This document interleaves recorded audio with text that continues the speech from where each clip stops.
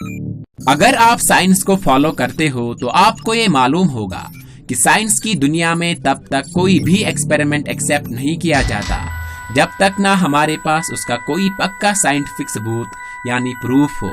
Researchers अपने experiments में जी तोड़ मेहनत लगाते हैं और उनकी कई सालों की मेहनत को साबित करने में तरह तरह के एक्सपेरिमेंट्स यानी एनालिसिस करते हैं। लेकिन क्या आपको पता है कि साइंस की मशहूर दुनिया में काफी अजीबो गरीब एक्सपेरिमेंट्स किए गए हैं जो कुदरत के या इंसानी नजरिए से अनएथिकल थे, लेकिन फिर भी वैज्ञानिकों ने इसे अंजाम दिया। ये वो खौफनाक एक्सपेरिमेंट्स हैं जो कुदरत के बिल्कुल खिलाफ है और गवर्नमेंट को इन एक्सपेरिमेंट्स पर रोक लगाने में ज्यादा टाइम नहीं लगा। ऐसे एक्सपेरिमेंट्स को करने वाले साइंटिस्ट्स को शायद आप पागल भी कहोगे, लेकिन इनके किए गए खोजों में से आपको कोई ना कोई नई जानकारी जरूर मिलेगी और आज की हमारी इस वीडियो का मकसद भी यही है। तो बिना वक्त गवाए चलिए शुरू करते हैं। सबसे पहले बात करते हैं 1907 के एक हैरान कर देने वाले एक्सपेरिमेंट के बारे में, जिसमें एक साइंटिस्ट डॉक्टर डंकन मैकडोगल ने सोल यानी रूह का वजन कैलकुलेट करने की कोशिश की। ये सुन के कुछ अजीब लग रहा होगा। वेल, ये एक्सपेरिमेंट कुछ ऐसा ही था और उन्होंने इसे ट्राई करने के लिए 6 पेशेंट्स को चुना जो अपनी जिंदगी के आखिरी पड़ाव में थे। उनके मरने से पहले उनको एक वेट स्केल पे लेटाया गया और उनका वजन नापा गया ताकि मरने के बाद जो वजन आए उसे कंपेयर किया जा सके। आप सब ये जानते हो कि रिलीजियस लिटरेचर्स में कहा गया है कि मरने के बाद रूह जिस्म छोड़ देती है। इसी रूह का वजन उन्हें नापना था। एक एक करके उन्होंने सभी लोगों पर यह एक्सपेरिमेंट किया। पहले पेशेंट के वजन में 21 ग्राम की कमी आई। दूसरे पेशेंट का वजन मरने के बाद कम तो हुआ, लेकिन कुछ ही सेकंड्स बाद उनका वजन पहले जैसा ही हो गया। दूसरे 2 पेशेंट्स का वजन कम हो गया, लेकिन कुछ मिनटों बाद उनका वजन पहले से भी ज्यादा बढ़ गया। उनमें से एक पेशेंट की मौत इक्विपमेंट को सेट करने के दौरान ही हो गई, जिसकी वजह से उनका वजन मेजर नहीं हो सका। और आखिर में लास्ट पेशेंट के मरने के बाद वजन करने पर पाया गया कि उसके वजन में कोई भी बदलाव नहीं था, लेकिन 1 मिनट के बाद ही उसका वजन तकरीबन 28 ग्राम कम हो गया।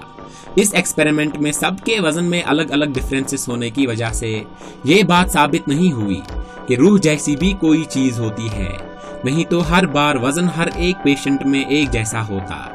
लेकिन ऐसा कुछ भी नहीं हुआ और इसका साइंटिफिक कंक्लूजन ये निकला कि सभी के वजनों में कमी मौत के बाद जिस्म में होने वाले बदलाव की वजह से होती है, जैसे ब्लड का क्लॉट होना, फेफड़ों से आखिरी सांस का बाहर आना, केमिकल रिएक्शन के रिजल्टेंट गैसेस का शरीर छोड़ना, एक्सेट्रा। इसके बारे में आपका क्या कहना है कमेंट बॉक्स में जरूर बताइएगा। इस एक्सपेरिमेंट के रिजल्ट गवर्नमेंट तक पहुंचने के बाद गवर्नमेंट ने इस पर रोक लगा दी, क्योंकि ऐसा समझा गया कि ऐसे एक्सपेरिमेंट्स ह्यूमन राइट्स के अगेंस्ट है।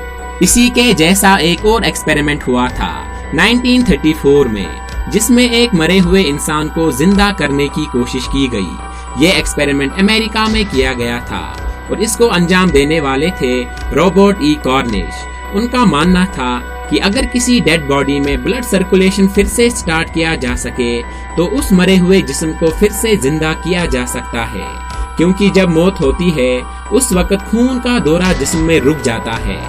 इस एक्सपेरिमेंट को आजमाने के लिए उन्होंने कुछ मरे हुए पेशेंट्स को चुना और उनके जिस्म में एड्रेनालिन केमिकल का इंजेक्शन दिया, जिससे खून पतला हो सके ताकि जिस्म में ब्लड के फ्लो को जल्दी वापस लाया जा सके। इसके बाद वो सीसा जैसे दिखने वाले बेड पे पेशेंट्स को लेटाते थे और जोर जोर से उसे ऊपर नीचे हिलाते थे, जिससे ब्लड फ्लो फिर से स्टार्ट हो सके। लेकिन किसी भी पेशेंट ने फिर से सांस नहीं ली। फिर ये एक्सपेरिमेंट उन्होंने कुत्तों पर आजमाया और हैरानगी से लाए गए 5 कुत्तों में से 2 कुत्ते जिंदा हो सके, जबकि बाकी के 3 कुत्ते नहीं।